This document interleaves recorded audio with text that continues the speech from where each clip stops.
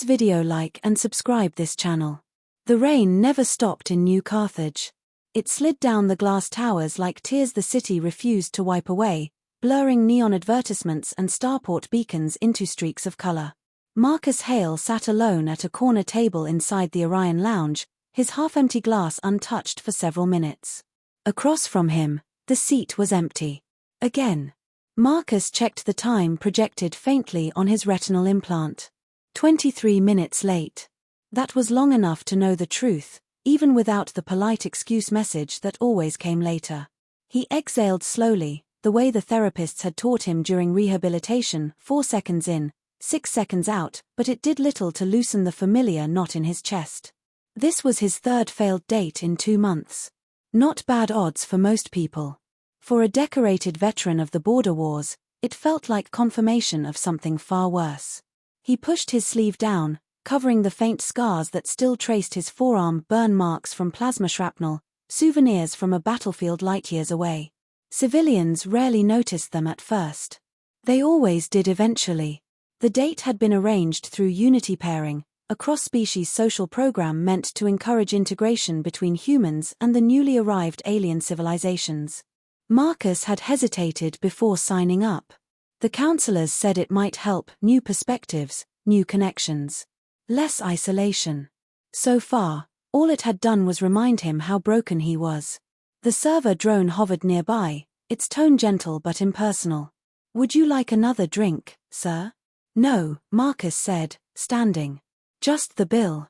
As he turned toward the exit, a familiar wave of memories washed over him, sand-colored skies, the shriek of incoming fire, the weight of command pressing down as men and women looked to him for orders he hadn't always been able to give in time. He didn't notice the door opening behind him. "Marcus Hale?" The voice was soft, melodic, and unmistakably alien. He stopped.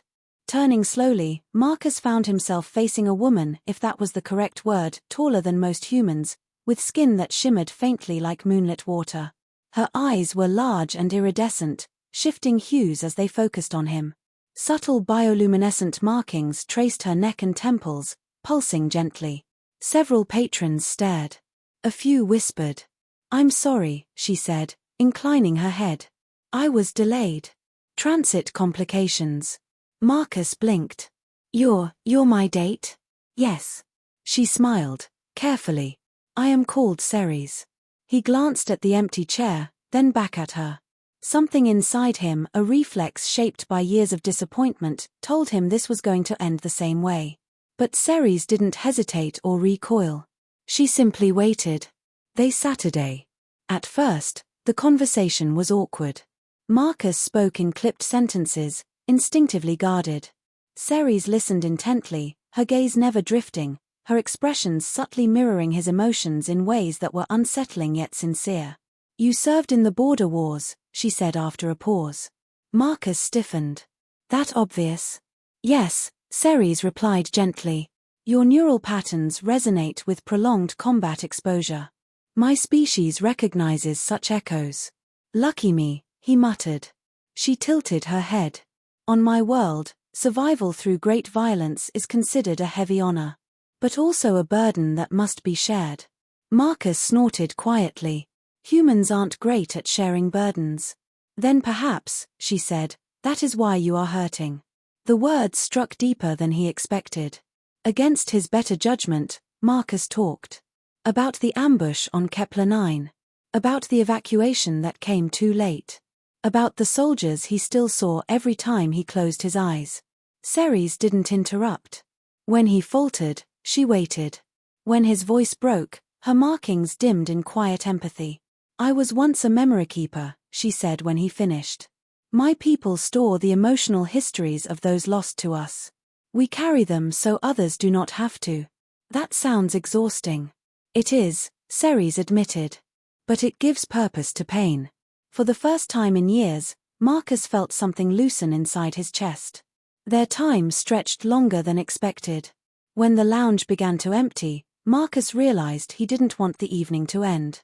But endings had a way of arriving regardless. The next morning, Marcus was summoned by Unity Command.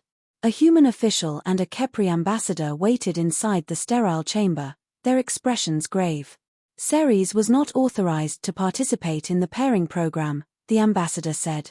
She has violated interspecies protocols. Marcus felt his stomach drop. What does that mean? It means, the official said carefully, she's scheduled for reassignment. Memory keepers are being recalled. Permanently. You're exiling her, Marcus snapped. The ambassador's bioluminescent eyes flickered. We are preserving order. Marcus left without another word. He found Ceres at the transit platform overlooking the city. The rain fell harder here, streaking across her luminous skin. I should not have come, she said quietly when she saw him. But I needed to understand humans beyond war reports and casualty logs. And now I understand grief. Marcus swallowed. You don't deserve this. Nor did you deserve your scars, she replied. Yet here they are. The transport ship hummed to life behind her. Marcus made a decision that terrified him more than any battlefield ever had. I can't fix what's broken in me, he said. But you helped me carry it. And I don't want to lose that. Ceres stepped closer. Connection between our species is forbidden when it risks emotional dependency. Then maybe, Marcus said softly, it's time the rules caught up with reality. For a long moment, the universe seemed to hold its breath.